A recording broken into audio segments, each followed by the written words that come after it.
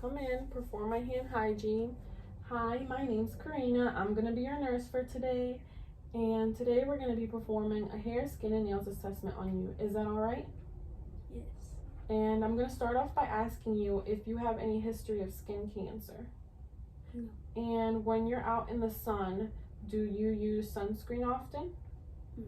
And have you ever used a tanning bed, or do you frequently use tanning beds? No? Okay. So I'm going to start off by inspecting and palpating your hair. I'm gonna put your hair down. And what I'm looking for is any signs of lesions or infestations or hair loss, which I'm not seeing. She has a lot of hair, and the color and texture of the hair is normal for her age. So I'm not seeing any abnormalities there. I can tie it back up. And now I'm going to inspect and palpate your skin. And what I'm looking for is that the pigmentation is accurate for your ethnic background, which I'm seeing it's pretty accurate for your background.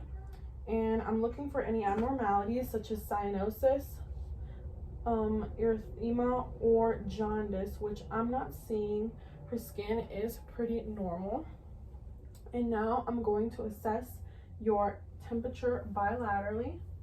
So I'm feeling the arms, and I'm noticing that they are both equally warm bilaterally, and that your skin is not moist and is a normal texture for your age.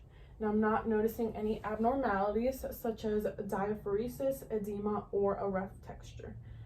And then I'm going to be assessing your turgor and mobility of the skin, and I'm going to be doing this on the anterior of the chest, just below the clavicle. And when I pull up the skin, I'm noticing that there's no reduced mobility when I pull it up or tenting, and then when I let go, the skin returns back to place promptly when released. And next, I'm going to inspect the skin to assess for any variation in color or pigmentation. I'm seeing that you don't have any freckles or moles on your body. I would assess the back. Since she has a shirt on, she doesn't appear to have any moles or birthmarks. And she doesn't have any lesions as well, but if she did, I would inspect for the color, the elevation, the pattern, the size, the location, and if there's any exudate. And lastly, I'm going to inspect and palpate the nail beds on the fingers and the toes.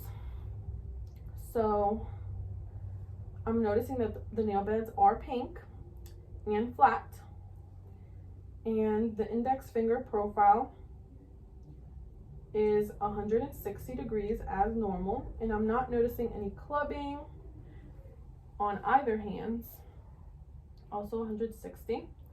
And when I press the nail base, it is firm to palpation. And I'm noticing that the consistency and color of the nails are accurate for her age.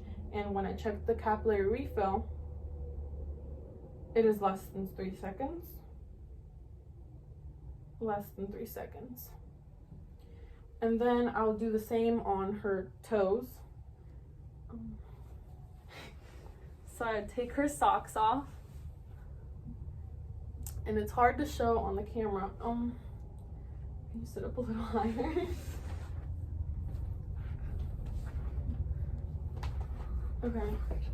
Okay, so I'm assessing the nail beds. They are also pink, and the index is also 160. They're flat, and they're firm to palpation. I'm not seeing any inconsistent colors, and the capillary refill is less than 3 seconds. And I'll do the same on the other foot.